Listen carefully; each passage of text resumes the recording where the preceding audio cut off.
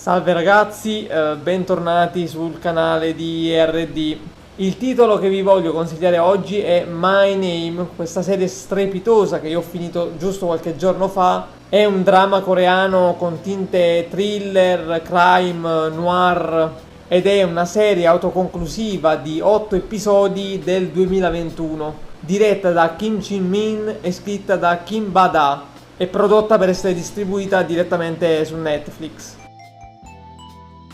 Io penso che questa serie sia diretta veramente bene, è orchestrata benissimo a livello narrativo, ma veniamo con ordine.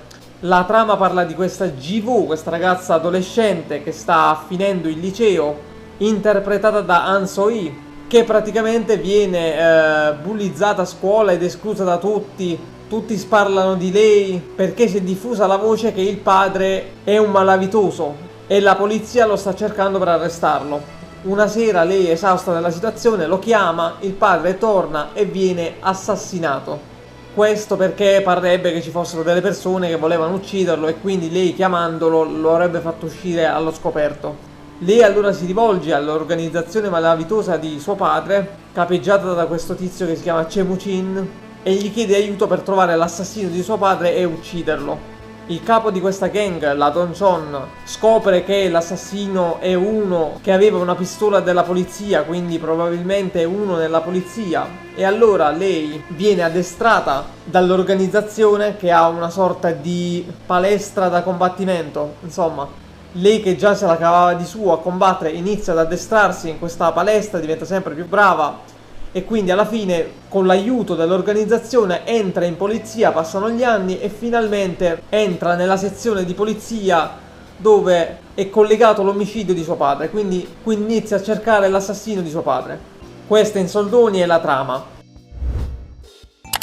La cosa che mi ha colpito sin da subito della serie, e già questo si vede nel primo episodio, è stata la scena della rissa a scuola, perché io penso che sia girata veramente bene. Questa, come le altre scene di combattimento, sono sempre girate a modo, con fantastici movimenti di macchina. I combattimenti infatti hanno un ruolo fondamentale in questa serie. La maggior parte degli scontri tra le bande avvengono corpo a corpo, quindi la riuscita di queste scene ha una grande importanza sull'efficacia del film. Gli autori poi azzeccano il rapporto tra i personaggi, ad esempio tra Ji-woo, la protagonista, e Chemuchin, il capo dell'organizzazione, dato che tra il capo dell'organizzazione e il padre di Ji-woo c'era una grande amicizia, questi due erano amici per la pelle, quindi tra i due c'è una sorta di legame derivato.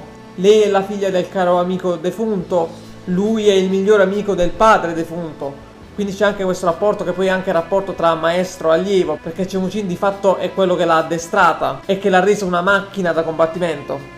Poi anche l'interazione che si crea tra Ji-woo e Pil-doo, che è questo suo collega della polizia. Tra i due all'inizio c'è una sorta di scontro concettuale per il metodo di lavoro, infatti Ji-woo tende ad usare più la forza che a rispettare le regole e Pil-doo non approva, pur riconoscendo che Ji-woo è davvero una bomba sul campo quando si tratta di sgominare bande criminali.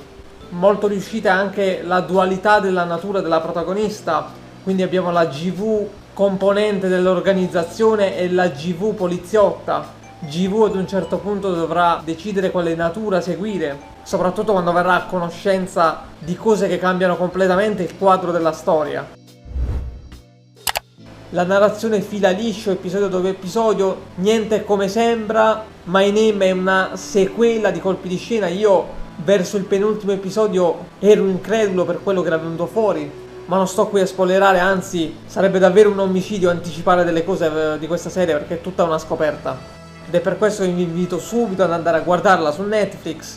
Io sicuramente avrò occasione di riguardarla più e più volte. Ecco, quanto riguarda l'edizione italiana, io l'ho vista doppiata, poi me la riguarderò anche in originale. Il doppiaggio è nella media, ma l'unica cosa che non mi ha convinto è che ci sono personaggi anziani che però hanno voci che si sente che sono troppo giovanili per stare su quei volti. Per fare un esempio, il personaggio di Chae-gyo, che è il capo della sezione della polizia, che è interpretato da Kim Sang-woo, che è il tizio in sedia a rotelle di Sweet Home, anche quella è una serie da recuperare.